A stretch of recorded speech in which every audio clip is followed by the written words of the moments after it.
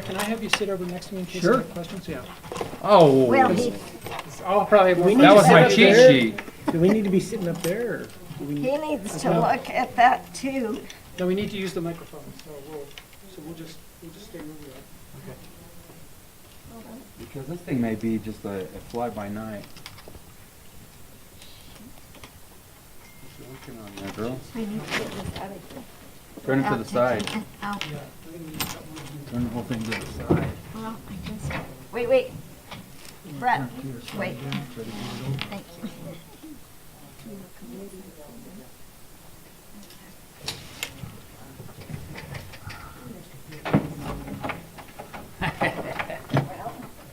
Oh, I'm not. Locked out.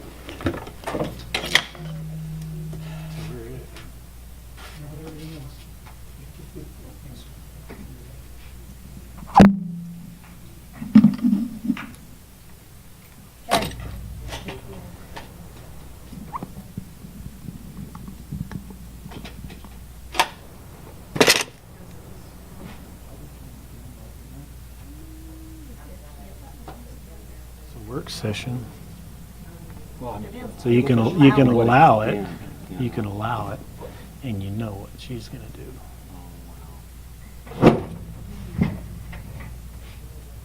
Okay, ready. Are we on? Testing, Doing these testing. mics? well, Are we doing these mics?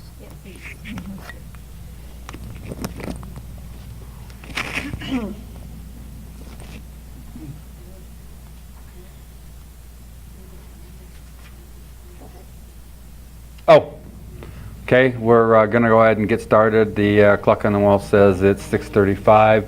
This is the zoning development meeting for work session. We're not going to really go into anything formalities. We're going to go ahead and let Jerry kind of get us started on this. We have Brett Slavens present, who is in planning and zoning. He's going to, Building, and building, he's going to tell us how far off we are. roll call. So we'll go ahead and start with a roll call. Bubba. Here. Lyle. I know it's for you, but there's only Arby. two of us. Arby Ward and Ray Tate. So this is it. There's apparently we don't have to have a quorum to do this. So The attorney, he said, primarily to talk about the issues that the commissioners wanted to raise. So I wanted to give you a chance to talk first, as commissioners should be able to, and then staff will talk about the things that we've been doing. okay, that's fine with me. You want to? I'll just start with my biggest concern from our last meeting was with the changes in the city in the last couple months. Has City Council actually given us any new direction as far as what they want to do with the code? Are we moving forward with it? Are we still actively seeking to change? What is the City Council's direction on that? I guess that's to you, Jerry. Can't. That is actually part of my presentation. Okay. I have direction from my boss, who's the city manager, Okay. who works for the city council, and he has instructed me to take a look at the ordinance and make sure to find ways that we could perhaps make the process more straightforward. A lot of people have spoken to us in the development community and in the construction community and have said that our processes are more difficult than a lot of other municipalities are. And so he wanted me to take a look at the zoning ordinance based on my background and come up with things that I thought we should look at changing as part of the zoning code. And so my presentation, after we talk about your issues, my presentation will talk a little bit more about that. Well, it sounds to me like our issues will come up from what you present. I mean, because until we know what direction that we need to be taking, it's kind of hard for us to ask questions. Okay. Mr. Chairman, it's up to you if you want me to do my thing right now. I was giving you the I like that idea because mine's. I know your presentation more about community development. I'm concerned, and you kind of hit on a little bit. I'm actually interested in some of the current guidelines that are there, and I don't know, for the lack of a better definition, to challenge some of the logic behind them and why in this day and age some of them are still there, you know, with regards to some of the stuff, and whether or not that's business friendly, whether or not that's citizens or community friendly for those that are in the citizenry. And that's really where my focus is, because I know that for where I live, I think there's things that could be done that would better serve the homeowners in our community, and versus, you know, some of the things the way they are. And my pet peeve, I suppose, is that when you start looking in and delve into some of this stuff, you find out that some of the restrictions that are there, nobody even knows for sure exactly why they may be there, or if maybe at the time they were pertinent, but now they're not really applicable. Or whether or not that, why is it this way and why can't it be that way? And the answer is, nobody changed it. You know, so that's what I'm kind of interested in. And I would like to see, without being specific, I would like to see where it's kind of like when you go to the doctor, they have a code of ethics that says do no harm. It would, to me, it would be like as a you know, commissioner or the city council or the P&Z or whatever, that code would be to err or benefit on the side of the citizenry. You know, when you go in there and you want to order some item of food, well, you know, you can't have potatoes because it comes with French fries.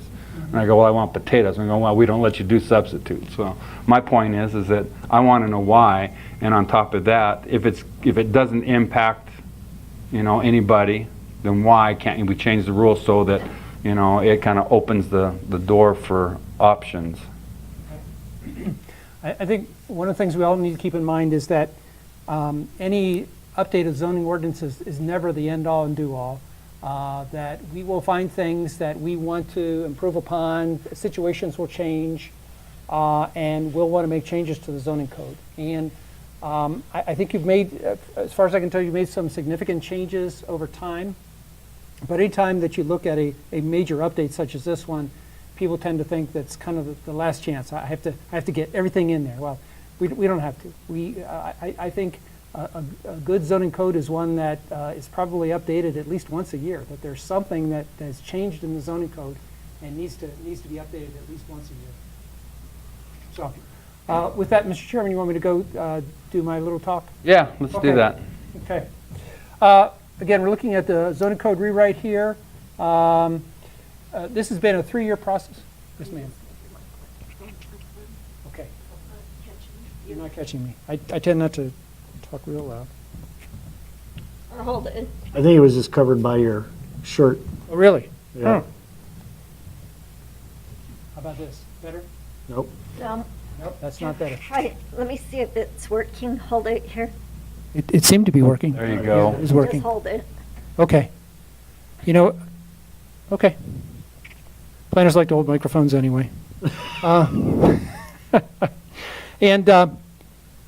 it's been a 3-year process, and I've looked over it in the past month or so and read every word of it.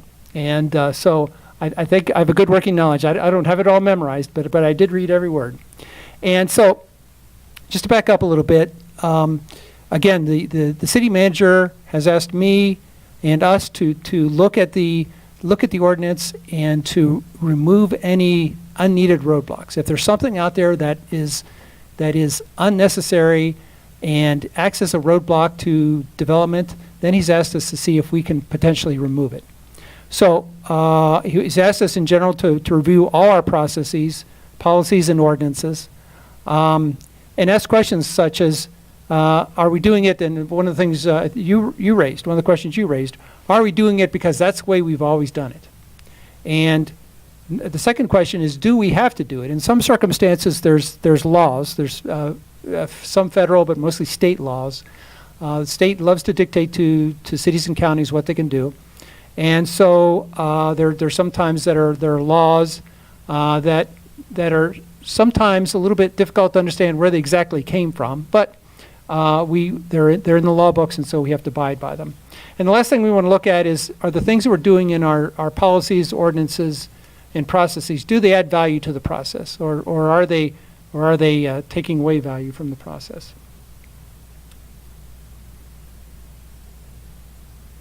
So again, with this, the overall rewrite of the zoning code, again, I spent a lot of time with the zoning code, and I believe that the work that was done was quality work. That obviously there was a lot of feedback from the community. There was a lot of work on the part of the consultant, and I think it's a good quality work. One of the questions that was raised about it was, it's so much larger than the existing zoning code. You know, the existing zoning code has less than 100 pages. This has more than 200. And part of the reason for that is because there are things that probably should have been addressed through zoning code that weren't addressed in the past. A couple things I put down here. The general plan amendment process is discussed in our zoning code, and the duties of the Planning and Zoning Commission are discussed in here, amongst many other things that are in the new iteration that, again, weren't in the old zoning ordinance. So again, staff is proposing some improvements. Again, these are things that I believe, looking at the zoning ordinance and based on my experience, would be good directions for us to go. And of course, it is up to the Planning Commission to decide what you want to recommend to our City Council. First one I'll talk about is allowing more permitted uses. And let me talk philosophically at the beginning of this, is that one of the things you need to be aware of in a zoning ordinance is that we want to, as much as possible, have every use be permitted in at least one of our zoning categories. If you face any kind of a legal challenge to your zoning code, it's typically that somebody has a land use that they could not do by right, that they had to go through the political, the approval process. And so that's one of the things that I looked at and wanted as much as possible to have all land uses be permitted in at least one category. Also, having permitted uses versus using conditional use permits, having a permitted use reduces investment uncertainty. If somebody's coming in, they're looking at developing a property, they're saying, okay, I can develop this property. I can go through the site planning process. I can work with Brett here, who's very reasonable to work with, and I can get through my site planning and then my building safety process, and do it and have great certainty and do it in a relatively short amount of time.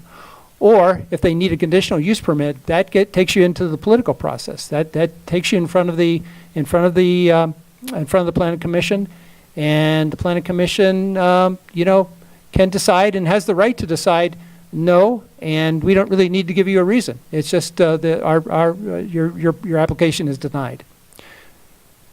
And in many categories, so what I looked for were categories that could accommodate uses. There are some heavier commercial, heavier industrial uses that in many ways can accommodate almost any type of use that somebody could dream up. So tried to look for those kind of categories to add more permitted uses, those heavier uses.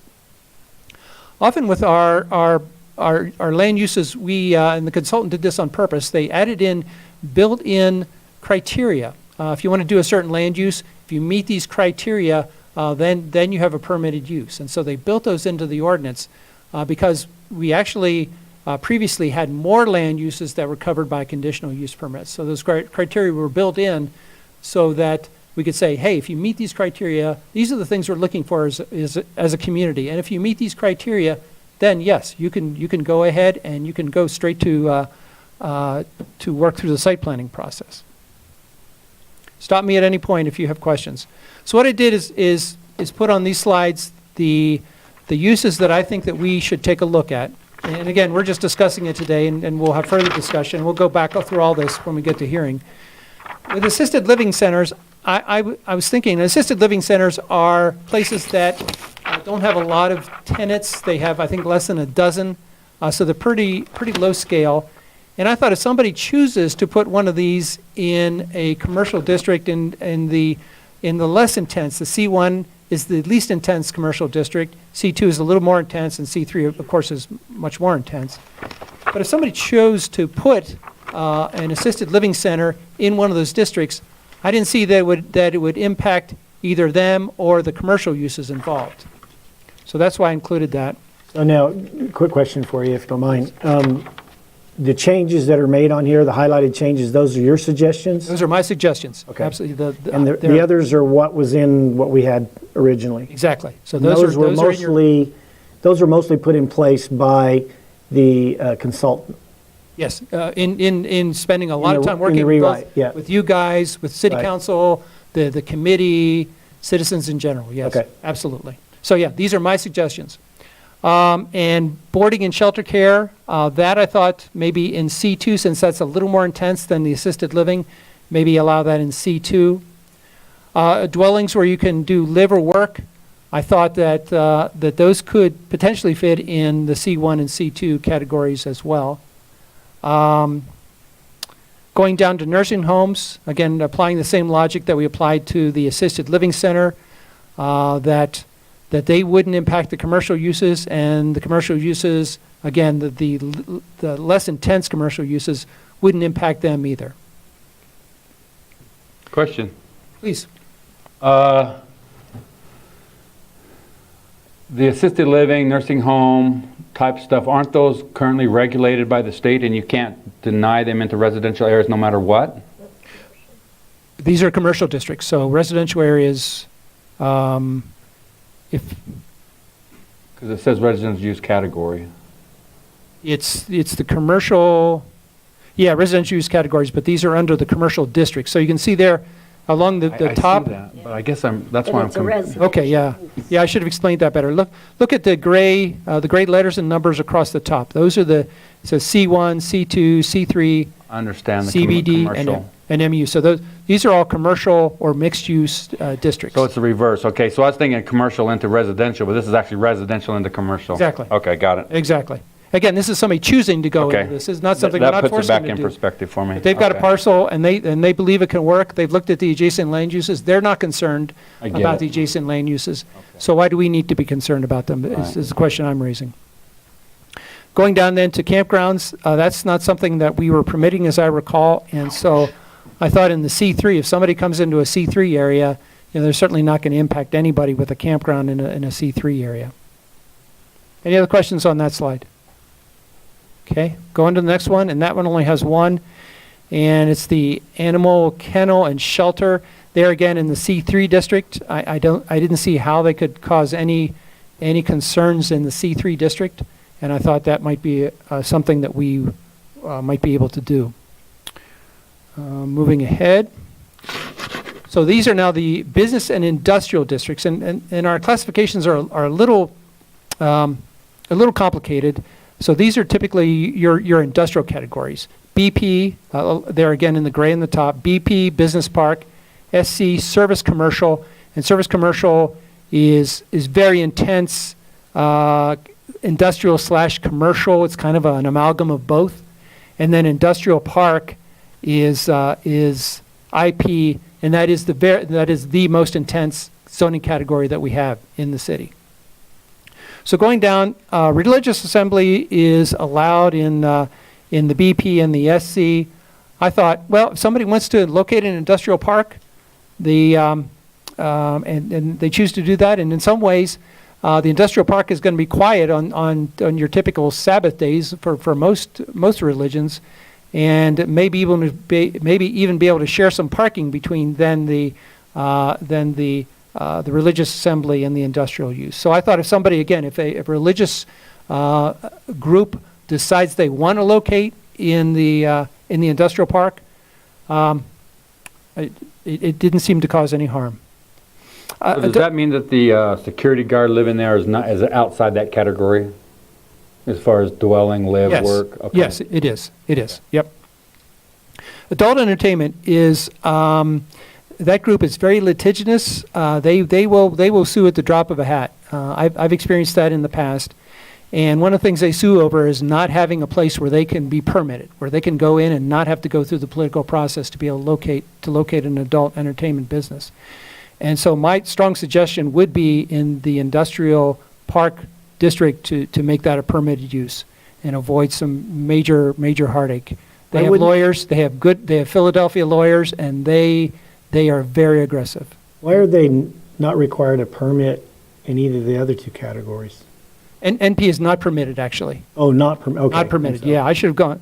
Yeah, I'm sorry. I'm sorry. I just I'm used read it to the wrong. shorthand, yeah. At the very top there, where this, Yep. just underneath the orange area there. Yep. P is permitted, C is conditional, and NP is not permitted, yeah. So going from conditional use to permitted use. So we already said, hey, this is probably an okay use. My sense is an industrial park, why not allow them to go in there? So to go back to Bubba's question, which the way I interpret it, is that why wouldn't adult entertainment businesses, under the argument that you gave with the lawyer deal, why wouldn't they be under the BP or SC? You're asking why shouldn't they be allowed in there? Why couldn't they argue that? They could certainly argue anything. Okay. No question about it. But if you have at least one category that they're permitted in, you got some defense have to it. much stronger standing than you would if you had absolutely nothing. If you have absolutely nothing, then you're in a weak position in my Sure, okay. opinion. Animal training, I thought it's permitted in the industrial park, the IP.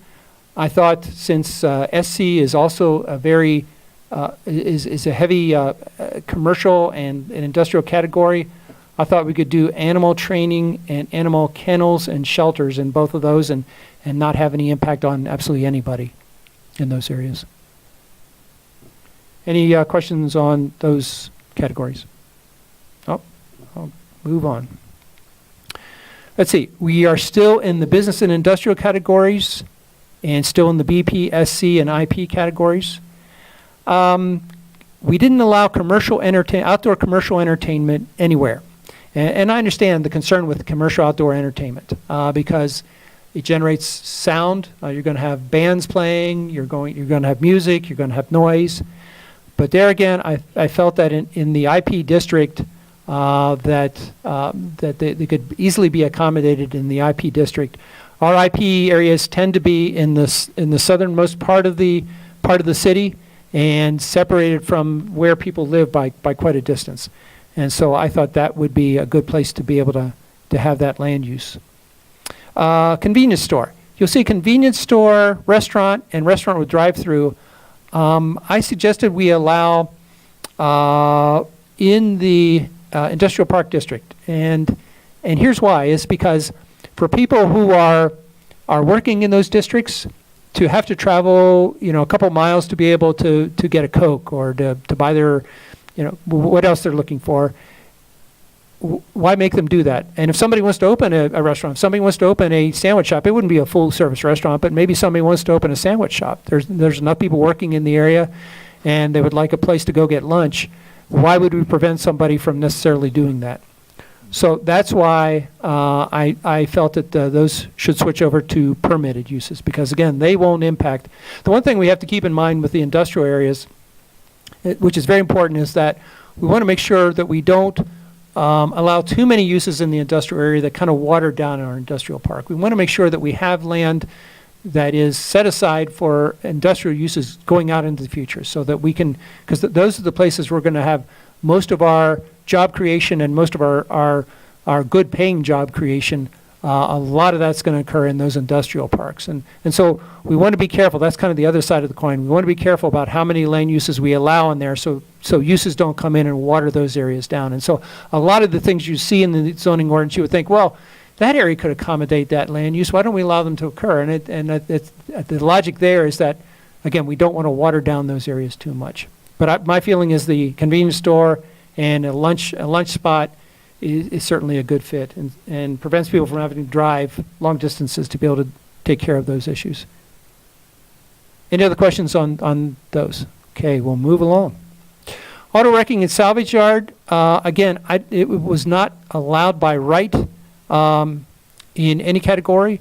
And my sense is that the industrial park should allow for auto wrecking and salvage yard, that there's no reason why we can't allow for it there.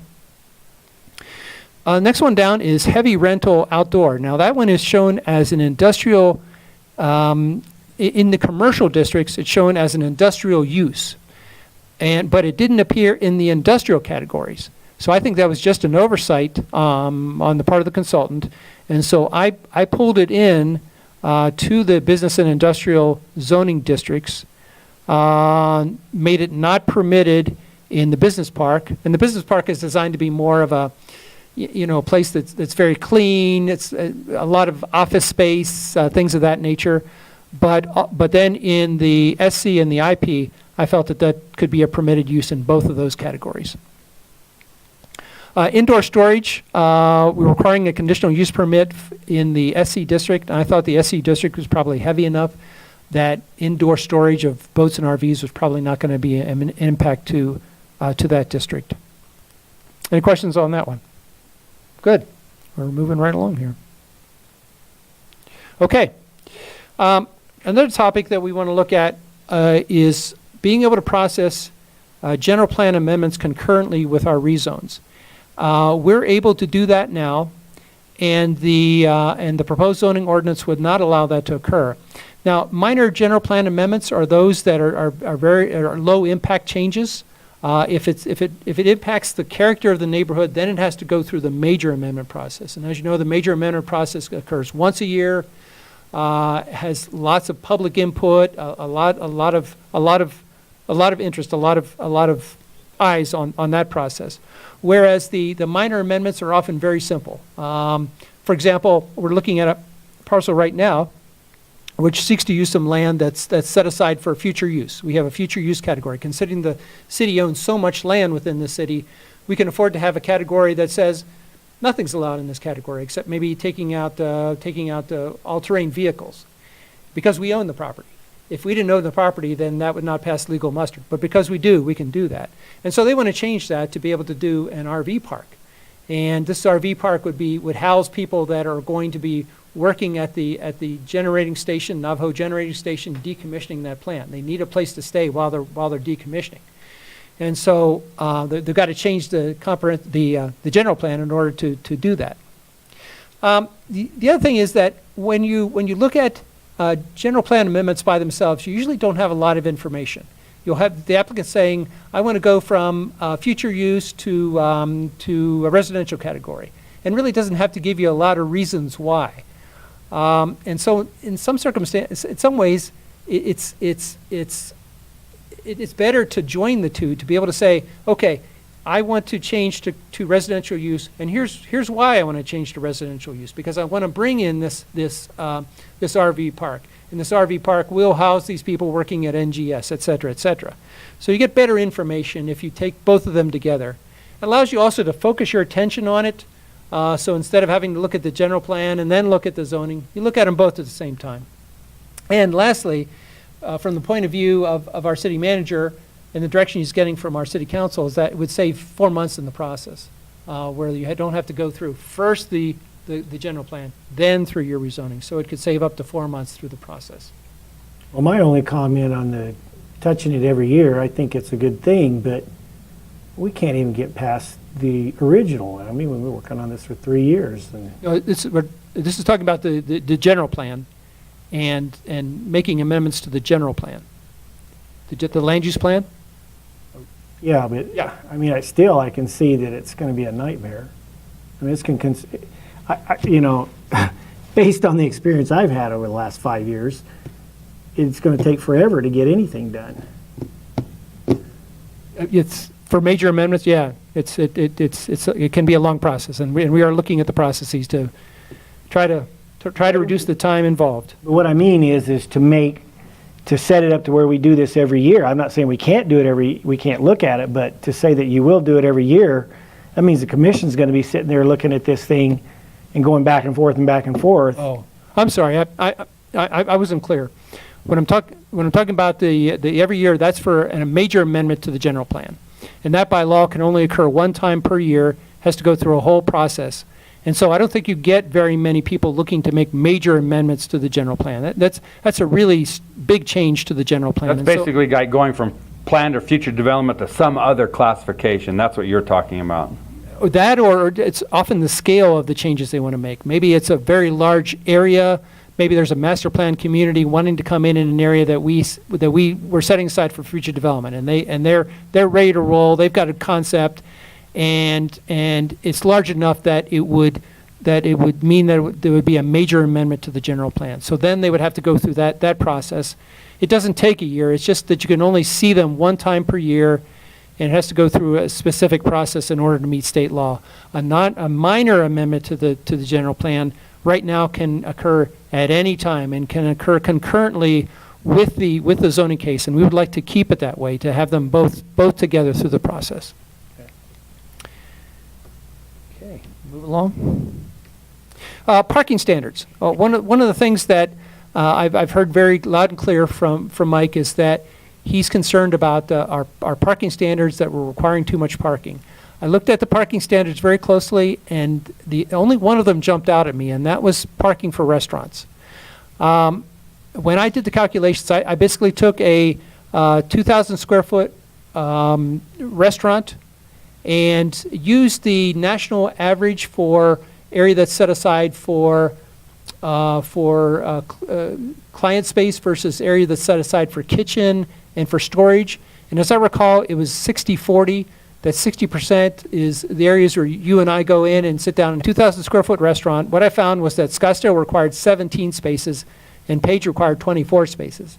And having worked at the city of Scottsdale, I know that that parking has been an issue there, and they've spent a lot of time and energy looking at parking and making sure their standards work very well.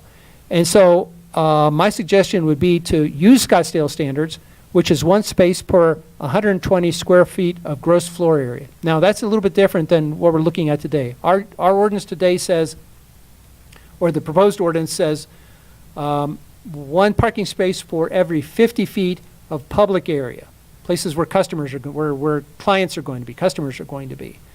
I propose to change that to the gross floor area, so looking at the entire interior space of the building. And here's why: is because we had a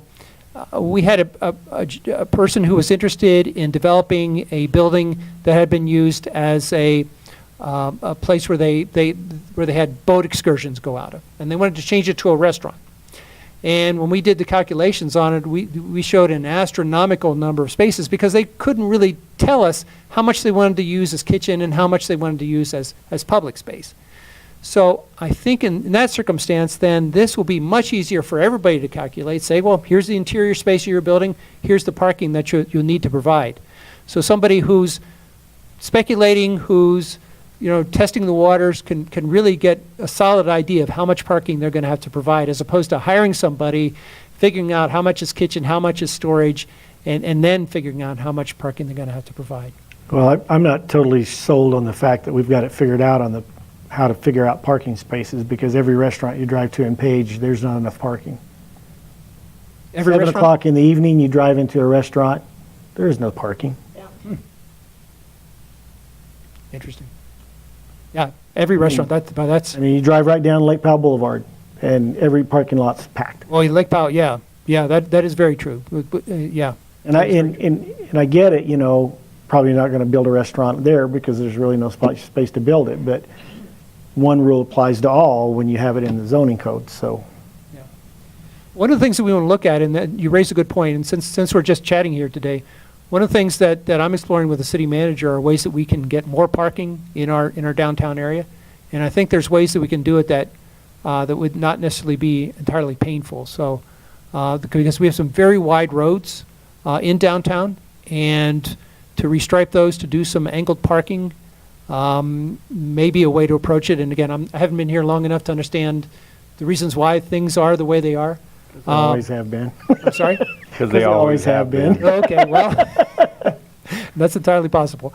But anyway, I think there's ways that we can increase the amount of parking and not have to spend a whole lot of money to be able to do it. So that's, yeah. Well, the only thing that jumps out at me is that works for, I think, as a general principle, but for like a theater where you can put a lot of people in a small space, so I don't know how you Well, do a 120-foot gross versus how many people put into that. This is just restaurants. So Oh, just theater restaurant? has a different parking Oh, standard. okay, sorry. Yep, different parking standard for theaters. Okay. Yep. And let's see. One of the things that was changed in the zoning ordinance, and the consultant has told me this is based on feedback he received from the city council, was that they want to be able to approve conditional use permits. Right now, as you know, the Plan Commission approves them. And it's a fairly unique situation. Usually conditional use permits have to go to city councils, but I think it's a good thing. It gives you more responsibility and is a shorter process. You know the story behind that. No. All around vacation homes. Oh, okay. They didn't want to do all the conditioning, because that's what our meetings used to be. Oh, I see. Vacation That room, makes 8, 10, 12 every meeting, and so That makes sense. they didn't Yeah. want to do that. See, well, and that's something we could bring up to them. Remember, they may have forgotten that they had all those vacation homes. So my question is, why add all the extra time to the process? We can continue to save 2 to 4 weeks out of the process if the planning commission approves it. So I'm presenting this information to the council tomorrow night, as a matter of fact. So I'm going to take their temperature on it and see what kind of reaction they have. They might throw me right out of the room, and if they do, then we'll just have to, Start over. we'll have to punt. But we'll see what happens. I talked to the city manager about it. He wanted to continue to show it to the council, even knowing what their concern is that people come to them and say, why the heck did this use permit get approved in my neighborhood? And they say, gee, we didn't know anything about it. It never came to us. So that's why they gave a direction to the consultant to change that. So again, we'll know more tomorrow evening, and I'll Now, be able to. just so I understand, so all conditional use permits then will not come, they'll come before us and then go to the city? Yes, you would make a recommendation to the city council Okay. if the ordinance stays the way it's written today. Yep. The last one, I believe, is automatic reversions of conditional use permits. I talked to the consultant about this one, and the only place it shows up is in wireless facilities. And when that was approved, we looked at having automatic reversions of conditional use permits. The reason was it was designed if somebody had abandoned, if someone was no longer using a wireless facility, somebody built a tower, put antennas somewhere, and are no longer using those, then the ordinance said, okay, if you're no longer using those after a period of time, it's automatically reverted. First of all, I've been doing this business and working with wireless for a long, long time, from the very beginning, because I was in Scottsdale when they first started, and they all wanted to be in Scottsdale right away. And from that time on, I have never seen a facility that has been totally abandoned. Yeah, there's always some carrier that's going to need space on it. They may move down their antennas, and that's what's been happening, but they're not going to abandon it. Number one. Number two is that my opinion, and I've spoken to the city attorney about this, is that legally you're in a much better position to not allow automatic reversions, because basically any permission given by a city or a county, if it's going to be rescinded, if it's going to be revoked, needs to go through the very same process that it was approved by. Okay, so you as the planning commission gave them permission as conditional use permit, so then they should come back to you, or that you should go, that staff should bring a process to you to say, okay, you approved this, now we're bringing it to you. We believe that this use permit should be revoked for these following reasons, and take part in the process. And so that would be a strong recommendation on my part to go ahead and change that. And again, that's just related to the wireless. So it's not overall in the ordinance, but just in the wireless section. And let's see where we're at. I think, yep, that's it for major staff recommendations. There's some other less major things, and I'll present everything to you when we get into your hearing next week. But I wanted to just cover kind of the major stuff right now with you. Any other questions or feedback about those items? Seems kind of logical. Okay. Not at this time, anyways. So let's go ahead and then get back to what you wanted to cover. Oh, I know you were interested in the R17 district and whether we could allow, R15, R17, right, because the R15, do R17. the structures over top the parking into the setback, you were interested in that? You Well, mentioned that. I mean, that's an example. My issue is one of philosophy, and that is that I think the citizens of Page, the homeowner, the property owner, should be given the options to utilize this property in the most valuable way without it having an impedance upon, others or within certain criteria. As I was talking with Brett today about it, and there's a host of different things that can come into play. And because of that, I don't like this one mold is going to cover everything kind of deal. And for example, you'll have, some of these lots now that are restricted on development within the lot, but yet they have setbacks on all four sides. And so, if I was to build, for example, on a piece of property within my setbacks and not violate those setbacks, I'm only allowed to do what would be 50% of the overall lot, or something like that. So even if I wanted to build within the setback, I may not be able to build within the total aspect of the setback because it exceeded 50%, even though it has really nothing to do with the, being outside of the setbacks. And so, I mean, that part doesn't make sense to me, Well, building setbacks have a number of uses. One is to provide some space in between buildings so that buildings aren't smack up against each other, and part of that's covered in the building code. I mean, there's a minimum space requirement in the building code unless you do fire rating, and then you can put them right next to each other. No Right. doubt about that. And so and that's kind of where the falls into that, is that, I mean, you can go down to, of course, any other communities, and where they're building them literally right next to them. So each side of the property line's got 3 feet, and then there's an overhang of a foot, and yeah, I get it, they're stuccoed, but when you get to the soffits, they're just wood like everything else, And so, but yet, some people can't do that. For example, down here on South Navajo, they can't put in and Brett and I got into this argument about it a little bit. I guess I should clarify it's a discussion because we really didn't argue.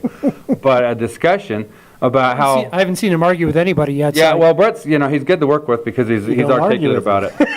But my issue is that just because my house came with a garage that I have now converted to be a part of the living quarters doesn't mean that I shouldn't be able to build a carport. And front setbacks is probably the bigger issue, because front setbacks are typically larger, and front setbacks are designed, based on the suburban model. Back when suburban development first started in the United States, and that's over 100 years ago now. One of the things that everybody was looking at was to have more of a kind of a scenic, I'm not using the right term, but more of an open character to development. And so they didn't want buildings getting close to the street line, close to the sidewalk. They wanted them pushed back a little bit to give you opportunity to have, landscaping and trees and create more of a park-like setting as you're driving down the road. So that's really, that's the genesis of all that. And so, and I do understand where people do exactly the situation that you're talking about, where they're looking to shelter their cars. And if you would like, we could generate some language that might allow in the R17 district for people to go ahead and cover it, because I'd want to have language in there, because I'd want to have some language about having the cover be able to match the architecture of the home itself. Because if we just said, go ahead and put covers on your carport, then somebody would go to Home Depot and get some kind of aluminum thing and would put it out in front. And that would be very inexpensive and very easy to do. And I think we would be unhappy with the results of that. And so what I would suggest then is that we have, if we do want to look at the R17 in particular, and that's probably where most of the people have done that, because R17 homes are typically, R15 and R17 homes typically aren't that large, and people are looking for more living space. Is that where, is that R17? I'm trying to remember, because I put a bunch of notes in here, and of course, now I can't remember where I have them at. That's what you'd mentioned last time we were together, was the R17 district, and so that's... Well, and part of the things that we came into, which Brett and I, again, in our discussion, he goes, well, you can't do this there, and you can't do that here. And I go, why? And he goes, I'm not sure.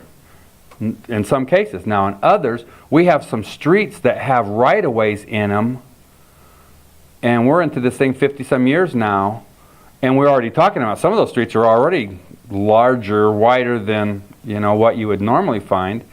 And come to find out, some of that property's tied up with setbacks that have to do with streets, you know, which, I mean, are never gonna be. And then we have some of those areas, where I used to live down there in the R15, I think it's classified as, where it's supposed to have sidewalks. Never got them. Of course, every property along there now is 50+ years old, and of course they put their fences out to the line, you know. And so, you know, do you come back in and say after 50 years that, hey, guess what, you know, you're gonna have to move your fence because, you know, we didn't build it back then and we're gonna do it now, you know. And chances are, after 50 years, they've worked their way around it, so they're... And on top of that, you couldn't put some of the stuff. When I first moved in, and I was telling these guys earlier, I've lived in a mobile home out of 57 years, 52 of those years I've lived in a mobile home.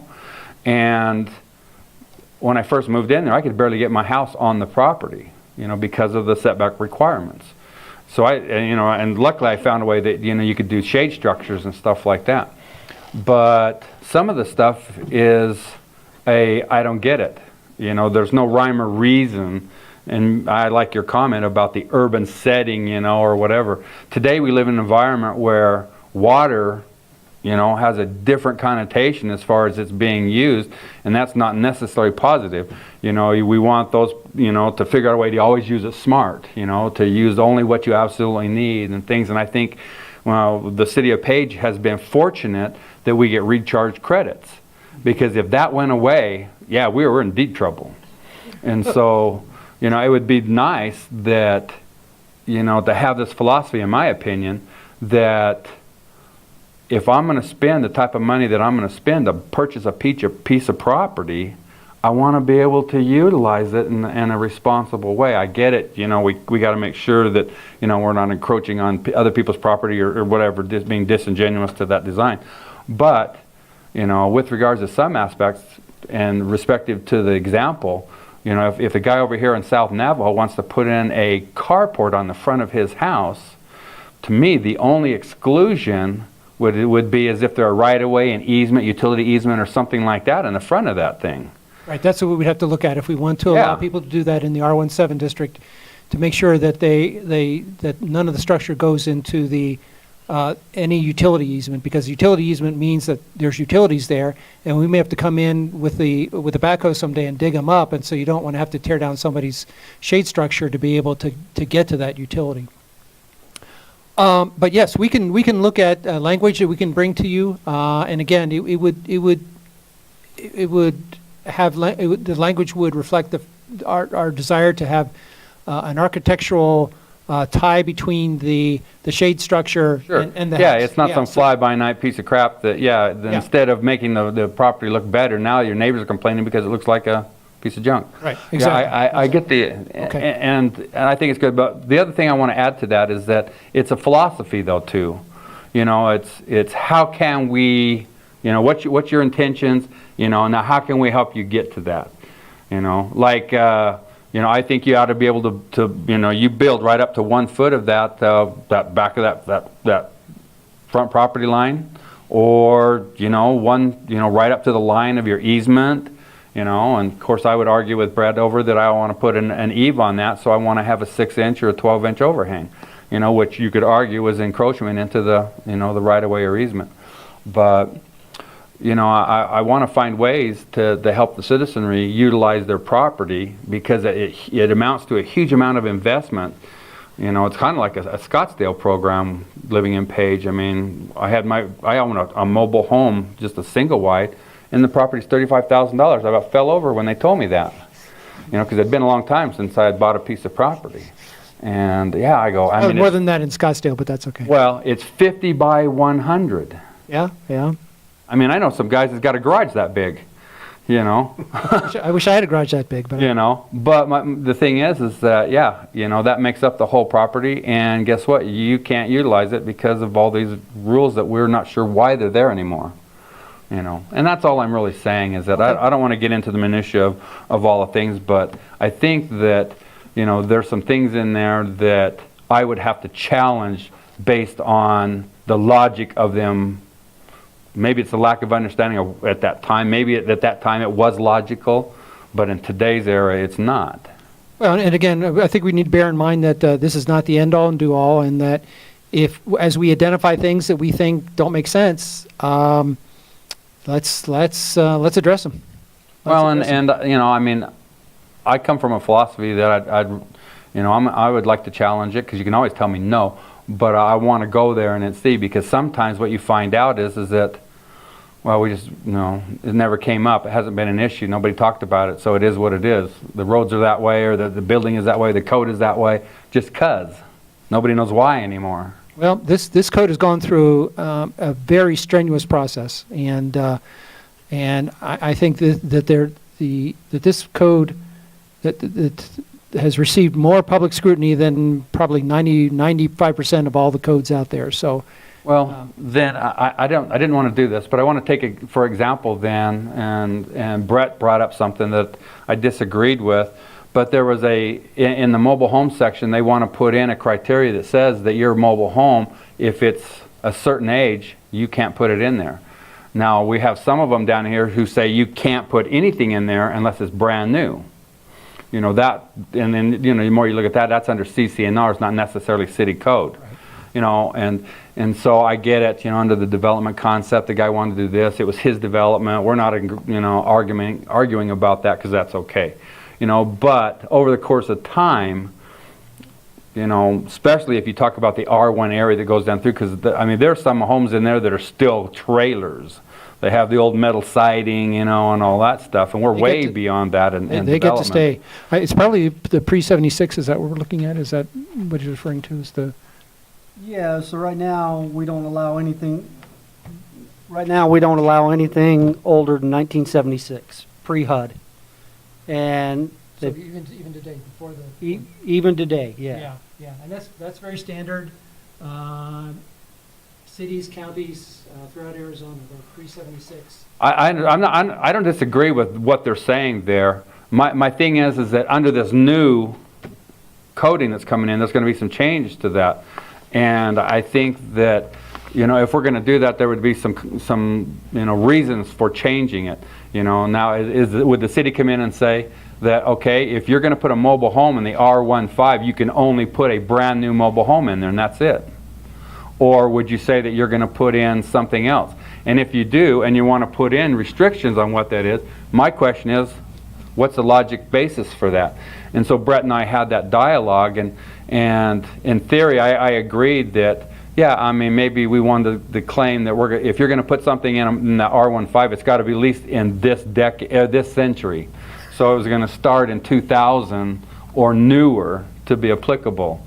You know, some say maybe it should be nothing older than 10 years of age, you know, which I don't necessarily agree with, because my real issue with it is that represents, other than mobile home parks, the bulk of affordable housing in this community. And you know, the zoning code reflects community values, so if the planning commission feels that that's not something they want to recommend to the city council, that's something you can say, we recommend approval, but remove that clause, and we can, that's what we'll take forward then to the city council. Well, and I think there's, like I said, there's a number of, the book that I have, we just discovered when we were comparing notes, that my book is written by Caveman, and apparently it's upgraded since then, and so, you know, I would like, you know, to have a chance to look at, you know, maybe some of those and go, oh, I'm kind of anal to look line by line and look at some of that stuff, because as a person who builds his own stuff, you know, you get in there and find out, well, that doesn't make any sense, you know, so, you know, and we were talking, I can't remember the other guy who was with us last week, who's from the Rock Engineer, whatever it's called.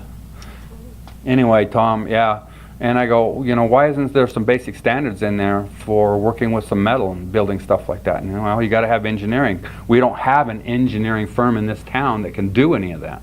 So literally, if you want to do something and you make a mistake and put in a metal post, you got to go over there to Kanab and they got to come over here and it's $750. And I'm going, that makes no sense, for that kind of deal, because it's not like I engineered anything out of, basically it has a pillar. There should be some codes for a pillar. We already know that it's a 2, it's a 4, and it's 16 gauge. There ought to be something there. And I know that there is on the engineering side of it. You and I just don't have that.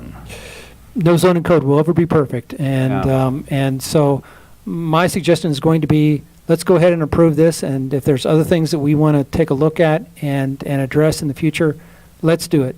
Let's do it, because when you get down to this point, it's easy to say, oh shoot, I really should have been looking at this, and I don't know if I agree with this, and then we never get one approved, and so.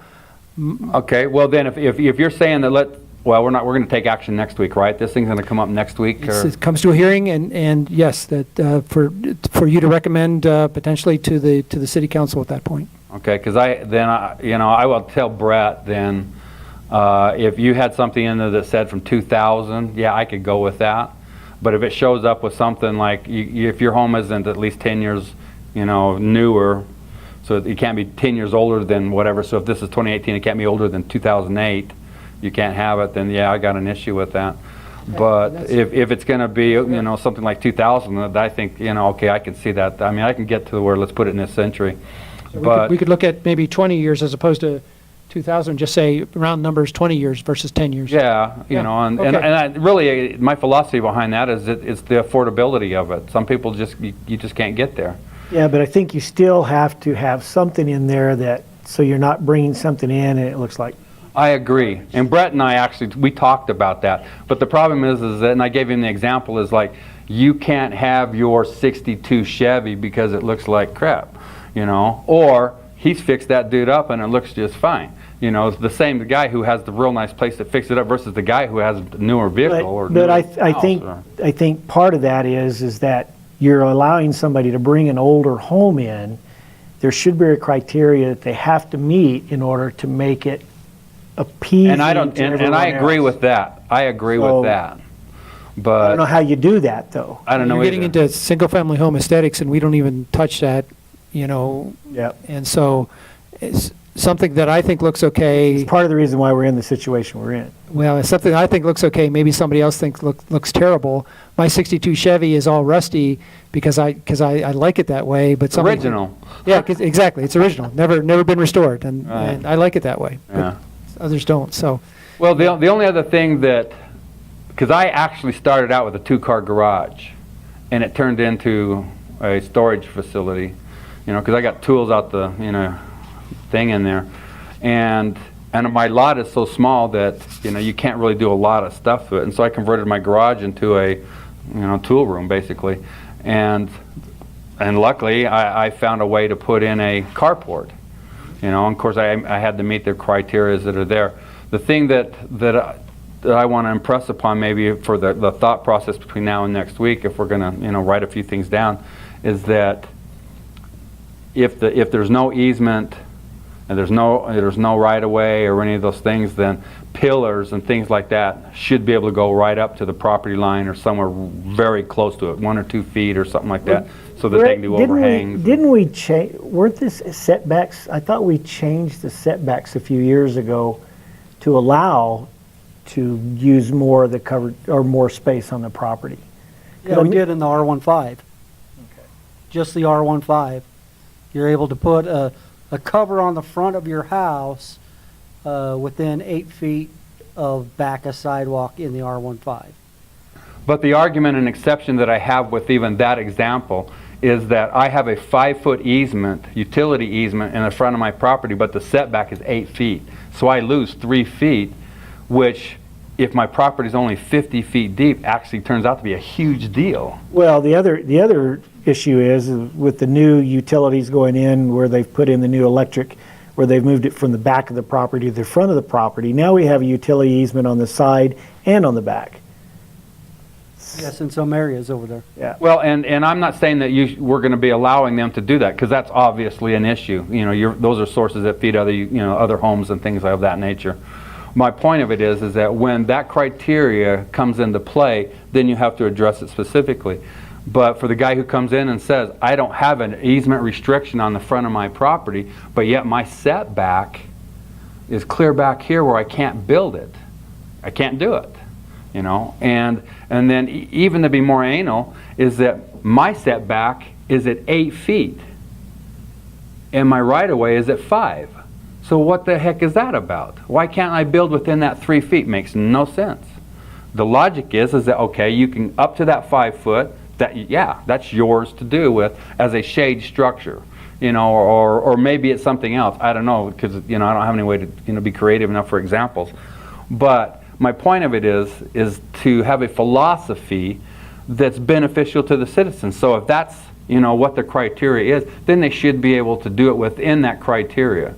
So I can build up to that 5-foot setback. You know, it has to be open on 3 sides according to the guidelines for the shade structure. But at least I just picked up 3 extra feet, which might be the significance of doing something engineering from an engineering standpoint is not. So. And we'll look at the R15 and the R17 again, and because they, I can't see any reason why, you know, construction-wise, somebody couldn't do it. Yeah. It's really a value, community right, value. and that's my philosophy. And publicly I want to say for the record that not every home will ever qualify for those things, because of your yard may have a change that now you have another right-of-way that, hey, just we can't pull it off. You How know, long I ago get did we it. change the R15 to allow the Pardon me? carports? How long ago did we change the R15 to allow the carports to go? Was I mayor then? I think it was when I was the think mayor. that's what So I it was heard. like in 09 or 08 or something in there. Okay, so 09. it's at least 10 years, because yours is the only house that we found that actually took advantage of that, so. Well, and that's when I found out about it, I went to, of course, Brett wasn't there. Were you at that? I don't remember who was there. But anyway, I went to him. It was it took me a year to make this thing happen, because it was so ambiguous in the writing that, and even still today, to quantify our conversation, it still says today that management, that Brett interprets in the planning and zoning or building department that structure is like 4 over your front door, not as a carport shade structure. And so I'm going, no freaking way. You know, if it's a shade structure, I don't care what, if you walk out the front door, your car parks under, it's still a shade structure. And so let's figure out a way to make those user friendly. The other thing we're going to look at is to make sure that somebody doesn't try to build a carport across their entire front yard, and so that's, yeah, we got to make sure that somebody doesn't do that. But, you know, yeah, Right. within certain parameters, yeah. And I get, and there's always going to be that, because there's a guy like me who will come in and go, that's what it says, and that's what I'm going to use. Oh, yeah. And that's why I got a carport. Well, yep. You don't live across from the middle school, do you? Yeah. Is that your big wooden one out there? Big wooden one?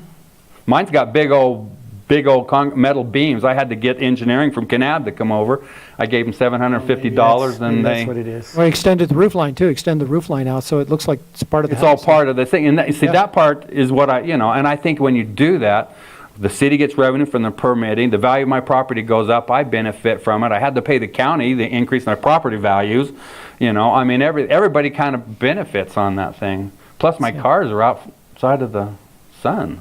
And I got to leave it open on 3 sides, which I'd love to put in as another garage, you know, but I get it, can't do it. Then if you made it a garage, then you start storing things in it again. I know, I'm Then- parking on the Then the process street. start all over Yeah. again. But I get it. I just want to make it user-friendly for the citizens who put, in my case, you know, when I did it, every bit of money I had at that time. Right. You know, Right. and it's the biggest value that I've ever purchased, so I wanted to make sure I get my value out of it. Sure, that makes sense. I'm good. Okay. Anything else that you want us to take a look at over this week? So basically, you're going to present this to the council tomorrow? In general terms, more general terms than I've covered with you. I've gone into much more detail with you.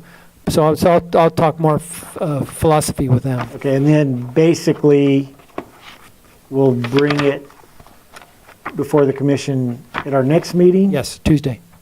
And then we're going to vote whether accept. Your options will Vote be. or not. The planning commission always has the option to continue things, but our hope would be that you make a recommendation to the city council to approve it and make any changes you want to make. If you like the changes we brought forward, to incorporate those, or if you're last minute, relatively small things that we can change and not cause other issues. And then moving on forward, if you're comfortable with that. We might actually get this approved before the end of the year. That's the hope. That is the hope. Yep. I had a couple things I wanted to, dang, I know they're in here. I didn't put we have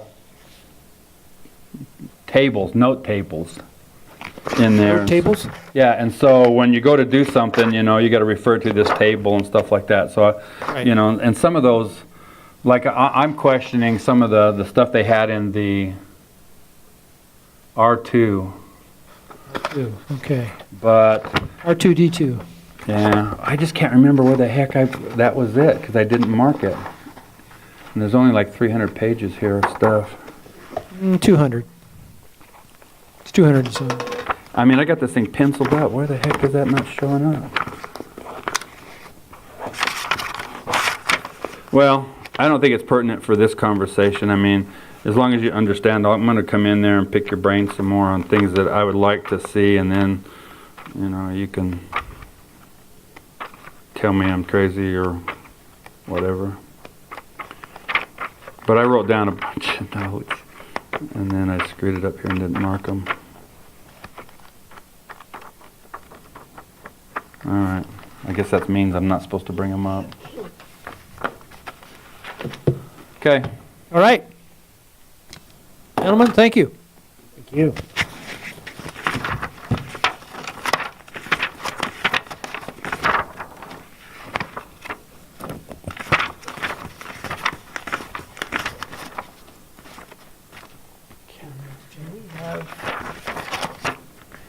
Do we have the, not, We don't need to do anything, close the meeting. Do we need to close the meeting officially? no, think so, do we? Okay, meeting's officially closed. 7:42. There, whether it was or not. Jerry, or somebody, can we get a copy of that book that Brett has? I know it's online, but can we get one printed for